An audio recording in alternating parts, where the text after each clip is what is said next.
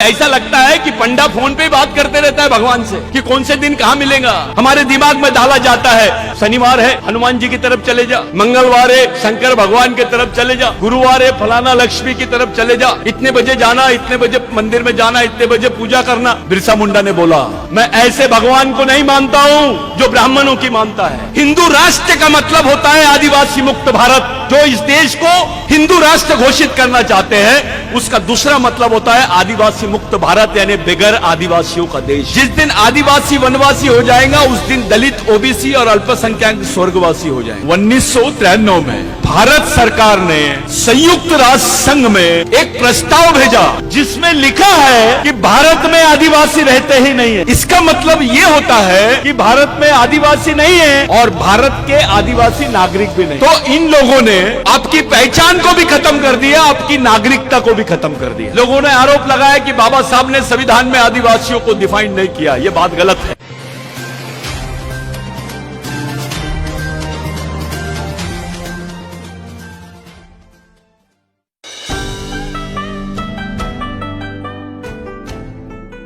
इस देश में एक अलग माहौल बनाया जा रहा है। जिसका यह देश है उस देश का 7/12 ही बदल रहे हैं लोग। उस देश का मालिक आदिवासी है यह बात को मानने से इनकार कर रहे हैं, लेकिन दूसरी तरफ एक रणनीति और अपना रहे हैं, आदिवासियों को वनवासी बोल रहे हैं। यह बहुत बड़ा मुद्दा है। जिस दिन आदिवासी वनवासी हो जाएगा उस दिन दलित, ओबीसी और अल्पसंख्यक स्वर्गवासी हो जाएगा। ये कर तो रहे आदिवासियों के साथ, लेकिन इनका टारगेट दलित भी है, ओबीसी भी है, अल्पसंख्यक भी है। पहले आदिवासी मरेगा लेकिन बाकी सब लोग वेटिंग लिस्ट में रहेंगे। धीरे धीरे मरेंगे लेकिन मरेंगे सब। यह बात पहली है। दूसरी बात यह है कि पूरे देश में जितने आदिवासी सांसद थे, जितने दलित सांसद थे, जितने ओबीसी के सांसद थे, किसी को नहीं लगा कि यह मुद्दा पार्लियामेंट में उठाना चाहिए करके। इस मुद्दे को दबाया गया। 93 में बाबरी मस्जिद शहीद हुई, राम मंदिर का मुद्दा खड़ा हो गया। उसके पहले राजीव गांधी को मारे, बॉम्बे ब्लास्ट हुआ। उसी दरमियान भारत सरकार ने संयुक्त राष्ट्र संघ में चुपके से यह स्टेटमेंट दे दिया कि भारत में आदिवासी नहीं रहते हैं। साथियों, संयुक्त राष्ट्र संघ का एक संविधान है जिसमें आदिवासियों के लिए विशेष अधिकार है, जिसको इंडिजिनियस पीपल राइट्स बोलते हैं। मूल निवासी होने के अधिकार है, उसमें विशेष प्रावधान है कि आदिवासी क्षेत्र में सरकार भी अपने प्रोजेक्ट को नहीं लॉन्च कर सकती है जब तक आदिवासियों की ग्राम सभा उसको मान्यता ना दे। वहां ग्राम सभा का उल्लेख वैसा नहीं है, वहां विलेज ऑफ इंडिजिनियस पीपल लिखा हुआ है। यह मुद्दा इसलिए उपस्थित कर रहा हूं क्योंकि यह आपको खत्म करने वाला मुद्दा है। यह इतिहास हो जाएगा कि यहां के राजा थे, हमारे पहले अहिरी के राजा थे, नागपुर के राजा थे, आदिवासी राजा था, फलाना राजा था, यह बोलने के लिए रह जाएगा। क्योंकि अब जो तुम्हारा बच्चा पैदा होगा वो आदिवासी नहीं रहेगा। ये पहले समझ लो। तुम जो सोच रहे हो, जो तुमको आज आरक्षण है, आप अनुसूचित जनजाति के करके नहीं है, आप आदिवासी हो करके है। आपको 5वीं अनुसूची के अधिकार मिले हैं, आपको जमीन पे प्रोटेक्शन मिला है। आप अनुसूचित जनजाति के हो करके नहीं, आप आदिवासी हो करके मिला है। डॉक्टर बाबा साहब अंबेडकर ने संविधान की जो डिबेट हुई, जयपाल मुंडा ने जब यह प्रश्न उठाया कि आदिवासियों को आदिवासी बोला जाए, तो बाबा साहब ने उसका इंटरप्रिटेशन किया कि आदिवासी, पूरे देश के आदिवासियों को एक जगह लाने के लिए अनुसूची बनाई गई है जिसको शेड्यूल बोला गया है। उसका हिंदी में अनुवाद गलत हुआ है कॉन्स्टिट्यूशन में। बाबा साहब ने बोला to consolidate, to make consolidate the tribes of India, all tribes of India.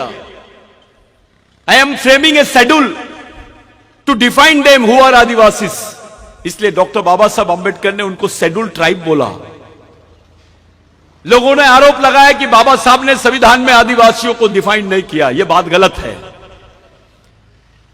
बाबा साहब ने संविधान में प्रावधान रखने के पहले संविधान पूर्व बहस में, जिसको प्री कॉन्स्टिट्यूशन डिबेट बोलते हैं, उसमें बाबा साहब ने रखा, जिसको 2011, 2010, 11 में सुप्रीम कोर्ट ने कंफर्म किया कि आदिवासी ही देश के मूल मालिक है और वो प्रथम नागरिक है। साथियों,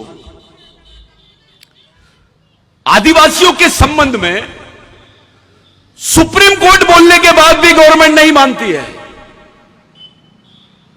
इस देश की व्यवस्था संवैधानिक व्यवस्था है। यहां संविधान बनाया बाबा साहब ने। सुप्रीम कोर्ट से बड़ा कोई कोर्ट नहीं है। कोई कोर्ट नहीं है भारत में।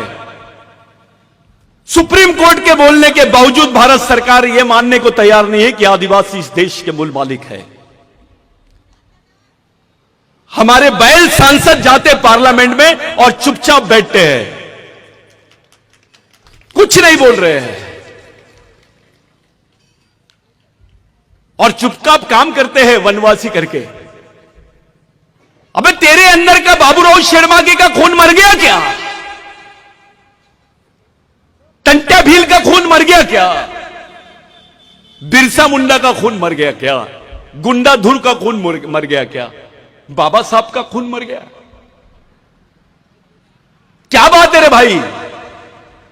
तेरे साथ तेरी आने वाली पीढ़ी को भी खत्म करने का षड्यंत्र देख रहा है और तुम बंदर जैसे चुपचाप बैठ के देख रहे हो कि क्या चल रहा है देश में। ये इसलिए बोल रहे हैं कि भारत में आदिवासी नहीं रहते हैं। भाग्यश्री ताई, ये बहुत इंपॉर्टेंट बात बता रहा हूं, क्योंकि भारत विश्व में पहला देश है जिसने बोला है कि हमारे पास लैंड बैंक है। पैसे की बैंक नहीं, जमीन का बैंक है। और ये जमीन की बैंक किसकी है? ये किसकी जमीन के भरोसे बात कर रहे हैं? ये आदिवासियों की जमीन के भरोसे बात कर रहे हैं। कोई ताली वाली मत बजाओ।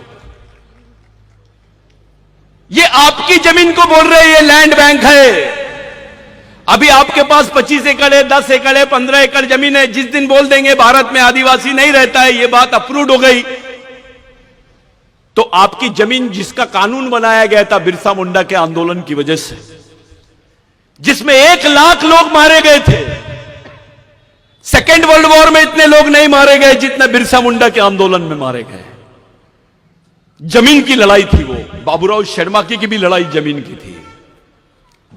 अहिरी से उस तरफ रामाकुंडम, गढ़चिरौली, चंद्रपुर, आदिवासी औरतों को ब्लाउज नहीं पहनने दिया जाता था। अपना छाता नहीं ढाक सकते थे वो ढाकने के लिए भी टैक्स देना पड़ता था, क्योंकि व्यवस्था ब्राह्मणवादियों के हाथ में थी। राजा भले आदिवासी था। उस व्यवस्था में बाबूराव शर्माके का संघर्ष शुरू हुआ। उस व्यवस्था में अगर ब्राह्मण ने मर्डर भी कर दिया तो उसको सजा का प्रावधान नहीं था। यह मनुस्मृति का कानून है। लेकिन जब आदिवासी विद्रोह हुआ, उस विद्रोह के बाद में यहां पर आदिवासियों को एक नाम दिया गया जो विश्व के किसी आदिवासियों को नाम नहीं दिया गया। उसका नाम है क्रिमिनल ट्राइब। गुनेगारी जमात। हमारा राजा भी था तो उसको भी क्रिमिनल ट्राइब बोला गया है। आदिवासी का बच्चा पैदा होते से क्रिमिनल ट्राइब है। आज भी बाबूराव शर्माके का नाम शहीदों की लिस्ट में नहीं है, क्रिमिनल ट्राइब की लिस्ट में है। क्रिमिनल ट्राइब को शहर में जाने का कोई अधिकार नहीं था। अगर क्रिमिनल ट्राइब को किसी ने मार दिया, गुनेगार जमात के आदिवासी को किसी ने मार दिया, तो उस पर केस नहीं लगती थी। यह कानून था। राजा अपने थे लेकिन कानून दूसरों को चलता था। हमारे लोगों को इस क्षेत्र को दंडकारण्य बोलते हैं।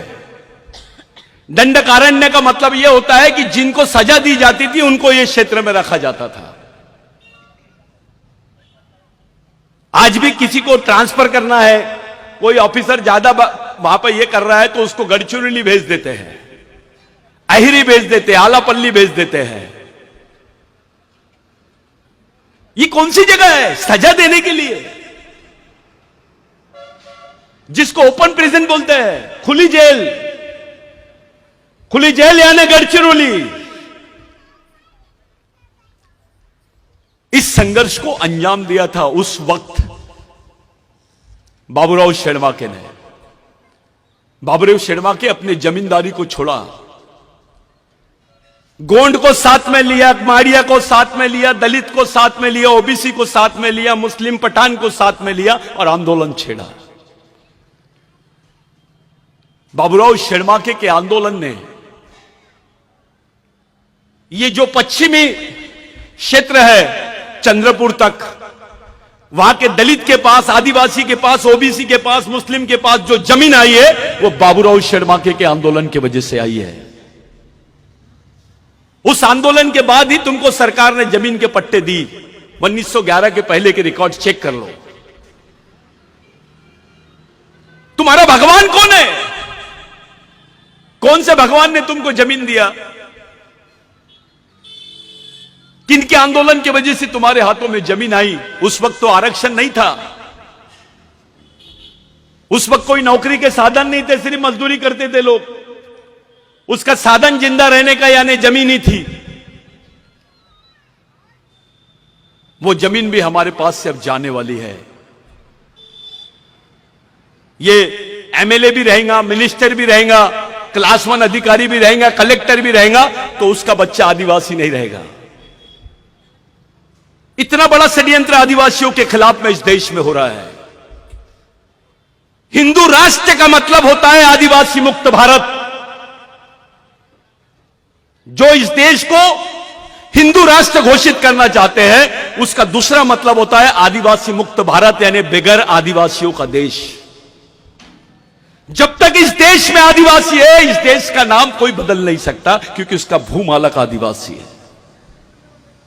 ये आदिवासियों को ही हटाना चाहते हैं, इसमें कोई बचने वाला नहीं है। हमारे लोग कभी बोलते हैं ये एमएलए ने काम नहीं किया, वो एमएलए ने काम नहीं किया, वो देख नहीं रहा। ये तो छोटी बात है। ये देवेंद्र फडणवीस सरकार ने बोल दी कि 75,000 बोगस को नौकरी से नहीं निकालेंगे। 75,000 बोगस को नौकरी से नहीं निकालेंगे, ये स्टेटमेंट दिया तो हमारी आंख खुल गई। ये तो गलत बोल रहा है। तो पहला सवाल तो ये है, ये 75,000 बोगस आदिवासी कैसे बने? इनके पास सर्टिफिकेट किसने दिया? इसके बारे में कोई बात नहीं करता है। एक ऐसा आदमी जो तुम्हारी सर्टिफिकेट लेता है, जाति का दूसरा प्रमाण पत्र बना के झूठा प्रमाण पत्र बनाता है ऐसे, और वो तुम्हारे नौकरियां लेता है, उसका उपभोग करता है, ऐसे आदमी को तुम लोग बोगस आदिवासी बोलते हैं। लेकिन तुम्हारे समाज में ऐसा आदमी भी है जो तुम्हारा ही आरक्षण लिया है, कलेक्टर बना है, मिनिस्टर बना है, आमदार बना है, जिला परिषद सदस्य बना है, डॉक्टर बना है, इंजीनियर बना है, और समाज के बारे में नहीं सोचता है। तुम्हारा ही आरक्षण लिया है, तुम्हारा ही भाई है। अगर वो बोगस आदिवासी है तो ये गद्दार आदिवासी है, जो तुम्हारे समाज के बारे में नहीं सोचता है। थोड़ा पढ़ लिख लिया तो नागपुर भगता है, शहर में जाता है, बड़ा बंगला बनाता है, टीवी और बीबी में रह जाता है। उसको समाज से कोई लेना देना नहीं है। एक आध बार चंदा दे दिया तो उसको ऐसा लगता मैंने बहुत बड़ा काम कर लिया। अबे तेरा बच्चा आदिवासी नहीं रहेगा। अपनी औकात थी क्या यहां बात करने की? जब तुम आदिवासी ही नहीं रहोगे तो तुम्हारा क्या होने वाला है, थोड़ा सोचना शुरू कर दो। तुम्हारी पहचान खत्म, तुम्हारा अस्तित्व खत्म। जैसे अंडमान निकोबार में आदिवासियों को देखने जाते ताई और ऐसे ब्रेड के टुकड़े फेंकते हैं, वो बच्चे बिगर कपड़े पहने नंगे हमारे आदिवासी लोग आते हैं सामने, जैसे जानवर को रोटी देते हैं। उसको म्यूजियम बोलते हैं, आजाद घर बोलते हैं, कि बताते देखो ये ऐसे आदिवासी है। ये गढ़चिरौली में भी चल रहा है। गढ़चिरौली में आदिवासियों के नाम पर इंटरनेशनल फंड आता है। आदिवासी को मालूम ही नहीं कि उसके नाम पे कौन फायदा उठा रहा है। जितने आदिवासियों के संगठन गढ़चिरौली में नहीं है, उतने यहां पर एनजीओ है गैर आदिवासियों के। वो कमा रहे आदिवासी को दिखा दिखा के। मैं मुद्दे से हटके बात कर रहा हूं। 13 साल की आदिवासी लड़की अपने हाथ में बंदूक पकड़ती है, टीवी पे दिखाता है कि यह नक्सली थी, यह लड़की को मारा गया है, यह इसकी उम्र 13 साल है। समाज का कोई आदमी उसके बारे में बात नहीं करता कि आखिर क्या बात है, यह 13 साल की लड़की ने अपने हाथ में बंदूक क्यों पकड़ी। कौन सा समाज है तुम्हारा? कौन है तुम्हारे समाज का चालक पालक और मालक? किसके इशारे पे चलते हैं आप? कौन सी व्यवस्था है तुम्हारे पास? यहां का बौद्ध भाई डॉक्टर बाबा साहब आंबेडकर का लिखा हुआ ग्रंथ अपने बच्चे के हाथ में देता है, जिसको बुद्ध और उसका धम्म बोलते हैं। उनका बौद्ध विहार चलता है, उनके स्कूल चलते हैं, भिक्खु काम करते हैं।